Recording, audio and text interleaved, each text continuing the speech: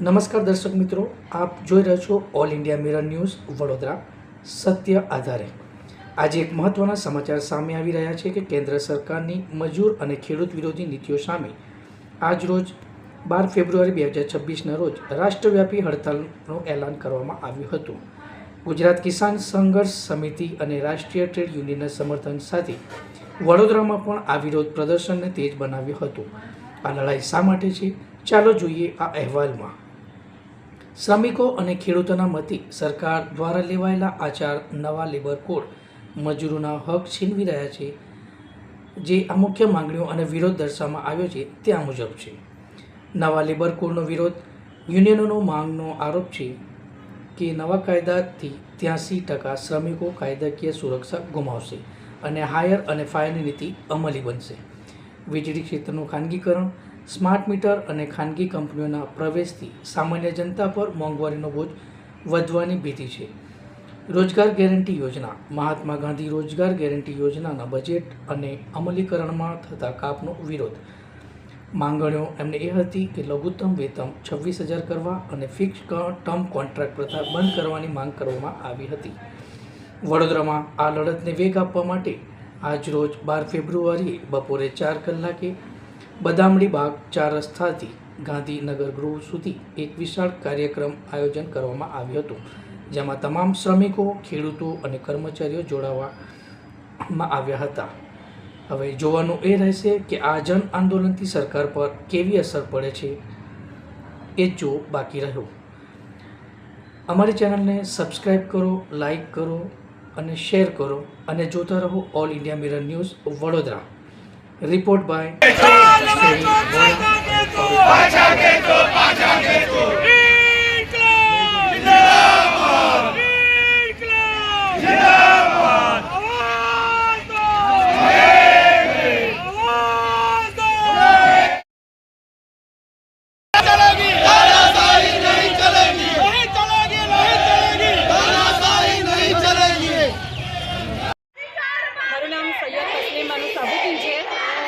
આંગણવાડી worker છું, ગ્રામ્ય ઘટક 2। અમે આજે એ ભેગા થયા છે એટલા માટે કે આજે આપણી આખી કાનૂની લડાઈ લડીશું અને અમારું જે વેતન અમને 2000 એમાં નક્કી કર્યું હતું કે જરા હાઈકોર્ટે ચુકાદો આપ્યો છે કે આ લોકોને લઘુત્તમ વેતન કરો, તો હજુ તક સરકારે એની કંઈ એ નથી કરી અને હાઈકોર્ટનો પણ ચુકાદો માનતા નથી। બીજું કે અમને મોબાઈલ આપતા નથી, મોબાઈલના એ લોકો એવું કે ગ્રાન્ટ આવી ગઈ પણ અમને મોબાઈલ આપતા નથી। અમારા પર્સનલ મોબાઈલમાં અમને એટલું બધું કામ આપે છે કે ફેસ કેપ્ચર કરો, હમણાં ઈવીટી આવ્યું છે, હવે ઈવીટીમાં આમ દેખાય છોકરા અમારા 30 હોય પણ એ લોકોના અંદર અમે એવું એ કરવાનું છે ફેસ કે 12 કે 15 દેખાય। હવે સરકાર એવું કહે છે કે 12 છોકરા હશે તો 12 છોકરાનું રાશન મળશે, તો બીજા છોકરાઓને કેવી રીતે અમારે ખવડાવવાનું છે, બરાબર? અત્યારે હવે એવું કહે છે કે હવે એમને ભાડું બધું આપણે એનું ભાડું આપીશું આ રાશનનું। અત્યાર સુધી સરકારે ભાડું, કેટલી બહેનો રિટાયર થઈ ગઈ, પોતાના પૈસા ચૂકવીને રિટાયર થઈ ગયા છે, કોઈ પેન્શન નહીં, જેવા બે આવ્યા તેવા ધોઈલા મોડા જેવા સરકાર પાછા મોકલે છે। જ્યારે એમને એ જ પરિસ્થિતિમાં પેન્શનની જરૂર પડે છે કે એમની ઉંમર થાય પછી સરકારે એમનું વિચારવું જોઈએ। ઘરમાં છોકરા બી ના રાખે, બધાને ખબર છે કે કમાતા ત્યાં સુધી બધા સારા લાગે। હવે અમે આટલા બધા વર્ષો, અત્યારે મારી 32 વર્ષની સર્વિસ છે, બરાબર? 32 વર્ષથી અમે સેવા આપીએ છીએ। ઘરના છોકરાઓને અમે સારી રીતે નહીં સાચવી શકતા, પણ અમારા આંગણવાડીના છોકરાઓને, ગામના છોકરાઓ, સગર્ભા બહેનો, દાત્રી બહેનો, કિશોરીઓને કંઈ પણ હોય અમે એમને સાચવ્યા છે। હવે જ્યારે અમને છેલ્લું આવે ત્યારે પેન્શન નહીં, કંઈ નહીં, અમને એમને છૂટા કરી દે છે, રિટાયર કરી દે કે જા। હવે અમે જ્યારે ગવર્મેન્ટ હજુ એમાં થયા નહીં તો પછી એટલા 58 વર્ષે રિટાયર કેવી રીતે? જ્યારે સરકાર ગવર્મેન્ટ કરતી નહોતી તો પછી 58 વર્ષે રિટાયર ના કરી શકે ને? એવું હોય ને પંજાબ જેવું કે મધ્યના જેવું કે ભાઈ બહેન જ્યાં ત્યાં નોકરી કરી શકે ત્યાં સુધી કરી શકે, કારણ કે તમે અમને ગવર્મેન્ટે ગણ્યા નથી। સરકાર હાઈકોર્ટે ચુકાદો આપ્યો લઘુત્તમ વેતનમાં, કંઈ આપવા તૈયાર નથી। અત્યારે અમારો ટાઈમ પણ 9:30 આવી જાઓ, 3:30 સુધી કેન્દ્ર પર રહો, ગમે ત્યાં વિઝિટ આવી શકે। પછી એ લોકો અત્યારે ફેસ કેપ્ચર, અત્યારે અમારે MMY, હવે MMYમાં અમારે સગર્ભાથી ફરીથી આખું KYC કરવાનું, પછી એ લોકોને અમારે ચણા ઘઉંને ચણા તેલ લઈ આપવાનું છે દાળ, હવે એ લોકોનું OTP લેવાના। કેટલા માણસ છે કે પોતાના હસબન્ડના મોબાઈલ હોય છે, એ લોકો OTP આપતા નહીં, કારણ કે OTPથી પૈસાઓ જતા રહે છે એ લોકોના। એ પણ અમારા આંગણવાડી વર્કરના પાસે માથે થાય છે કે તમે OTP માંગ્યો હશે, હવે અમે OTP લેતા નહીં, એ બંધ, તો પાછું OTP ચાલુ કરી દીધું છે। તો શું સરકારને બહેનો ઉપર જરાય ભરોસો નથી કે બહેનોને આટલું બધું? અમે જો અમારા પૈસે હજુ શાકભાજી એના મસાલાના પૈસા હજુ સરકાર જૂનો 2018નો ભાવ ચલાવે છે. 80 પૈસા એક બાળકની દાળના ચણાના પૈસા આપે છે. 20 પૈસા એ લોકો અમને એ આપે છે, વર્તયનું કરે છે. તો શું 20 પૈસામાં શાકભાજી આવે છે કે 80 પૈસામાં દાળ આવે? અમારું બિલ 600 રૂપિયા 700 રૂપિયાનું ચણા દાળ થાય તો એના સામે અમને 100 રૂપિયા મળે છે. શાકભાજીના અમારા 500 રૂપિયા તો એના સામે 50 રૂપિયા મળે છે. ટેમ્પો ભાડું અમે 200 રૂપિયા આપીએ, એના સામે અમને 20 રૂપિયા મળે છે. તે અમને નહીં સરકાર જોતી કે બહેનો કેટલું બધું પોતાના ઘરનું નાખે. અમે 9,950 10,000માં તો અમે 5,000 જેટલું તમે બાળકો પાછળ આપણી કરતા હશે કે અમારા ઘરમાં અમે નથી લઈ જતા. તો પણ સરકારને આટલું અવિશ્વાસ થઈ ગયું કે એને હેડ કાઉન્ટ કરવાનું કરી દીધું. જનામાં તેમાં OTP નાખી દીધી. બધી અમને એવી તકલીફ આપી દીધી. મમતા દિવસો તો હાજર રહેવાનું. અમે ઘરે ઘરે દરેક બાળકોને રસીનું બી એ કરીએ કે અમારા લાભાર્થી કેટલા છે, અમારે કયા લાભાર્થીને એ કરવાનું છે. બીજું કે અમારે દરેક સગર્ભા બહેનોની બી અમે નોંધણી કરીએ. અત્યારે એવું કહે કે આધાર કાર્ડ વચમાં હતું કે તમે તમારા ભાડે લઈ જાઓ. હવે આધાર કાર્ડવાળો 100 રૂપિયા લે નંબર નાખવાના, એટલે તમે બહેનો આપો. અમે ઘરના 100 રૂપિયા આપીને બહેનોના આધાર કાર્ડમાં નંબર નખાયા, કારણ કે ત્યાં ઓફિસમાં ઉપરનું ઉતાવળ કરે કે ના નોંધો. અત્યારે એવું કહે છે કે રોજના 2 લાભાર્થી નોંધવાના. અમે કઈથી લાવીએ 2 લાભાર્થી રોજના? ઓલરેડી અમે તો નોંધી ચૂક્યા છે ને. કોઈ ઓફિસમાંથી ડીડીઓ બધા એવું જ કહે છે આગળ કે 2 લાભાર્થી જોઈએ. હવે અમે 2 લાભાર્થી લાવીએ ક્યાંથી? ટેકો પ્રમાણે ટેકોમાં તો કેવું કે છોકરીઓ આવી હોય, બહારના કોઈ ભણવાતા આવ્યા હોય 2 મહિના માટે, એમને બી રસીનું અમે આપીએ. પણ અમારા અંદર અમે જલ્દી ના નાખી શકાય ને, કારણ કે એ લોકો OTP બી ના આપે ને કંઈ નહીં. મોબાઈલ એ લોકોને માનો કે UP ના હોય, બિહારના હોય, એ લોકો કેવી રીતે આપણને બધું આપી શકે છે?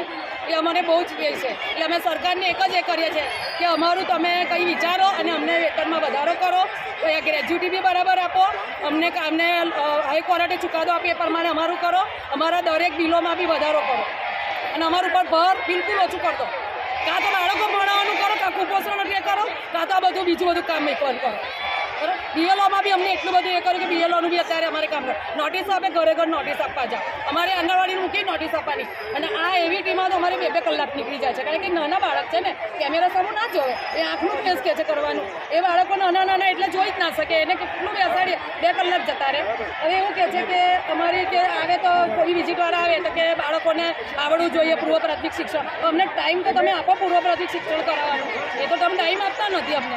એક બાજુ BLO શિક્ષકો બોલાવે, એક બાજુ અમારે આપણે રસીકરણમાં એક બાજુ કરવું પડે, એક બાજુ ગામમાં કરવું પડે. એટલે આ બધા તકલીફ અમારી બસ દૂર થાય. અચ્છા, એક વસ્તુ, BLOનું તમને કશું એક્સ્ટ્રા વેતન મળતું કશું જ નહીં આપ્યું. એવું કહે છે કે અમને પહેલાં BLOમાં અમે લીધા હતા, અમે બધાએ એનો વિરોધ કર્યો, તો BLOમાં ના લીધા, તમને સહાયકોમાં લીધા.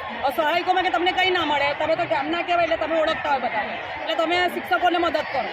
અને સપોઝ તમે ના પાડો તો અમને મામલતદાર તરફથી અમને એક નોટિસ આપવામાં આવે છે. કઈ રીતની? કે તમારે સહાયિકા તરીકે તમારું આગળથી નામ હોય, તમારે જવું જ પડશે. ના પાડો તો નોટિસ આપે ને ઉપરથી અમારા ઓફિસમાંથી બી એવું કહે છે કે તમે કેમ ના પાડો છો, તમારે કામ કરવું પડે. છૂટા કરવાની ધમકીઓ આપી દે. એટલે આ બહેનો છે બિચારી રોટલો રડતી હોય કે ચાલો એટલામાં બી એનું ઘર ગુજરાન ચલાવતી હોય, એ બિચારી કરે પછી આવું છે. સરકારથી તમારી શું અપેક્ષા? બસ સરકાર અમારું સાંભળે, અમને અમારું કામ જોવે, અમારી કામની એ કરે. એમ યશોદા માતા કે કંઈક ચાલે નહીં. ખરેખર યશોદા માતા બનાવી હોય તો આંગણવાડીઓને કમ્પ્લીટ કરે, બાળકો સાથે જે વધારાનું કામ ભારણ એ અમને ના આપે. અને અમારા ઉપર કમસે કમ વિશ્વાસ રાખે, ભરોસો રાખે કે અમે બાળકોનું ખાઈને જતા, અમે ઉપરથી બાળકોને ખવડાવીએ છીએ.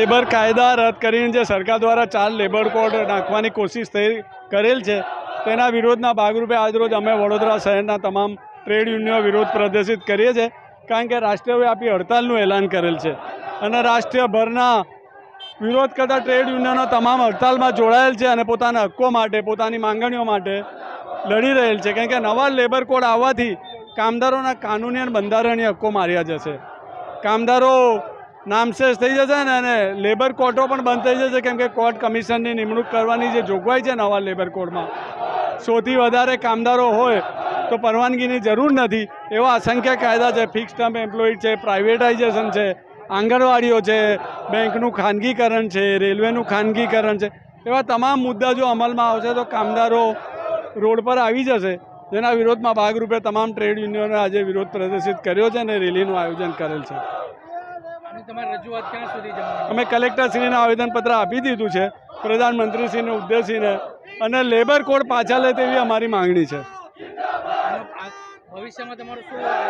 અમારું આંદોલન ઘણા વર્ષોથી ચાલુ છે અને ભવિષ્યમાં પણ ચાલુ રહેશે જ.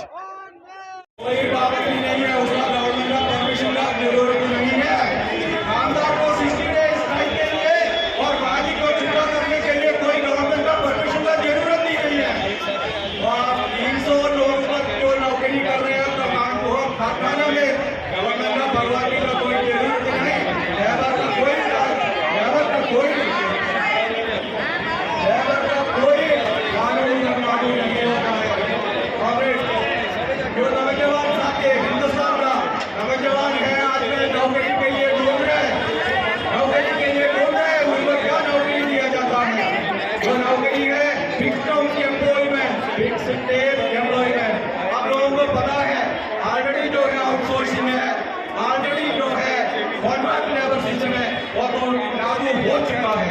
अभी जो नया कोड के अंदर ये भी लाया है फिक्स्ड लेबर एम्प्लॉयमेंट. तो फिक्स्ड लेबर एम्प्लॉयमेंट जो है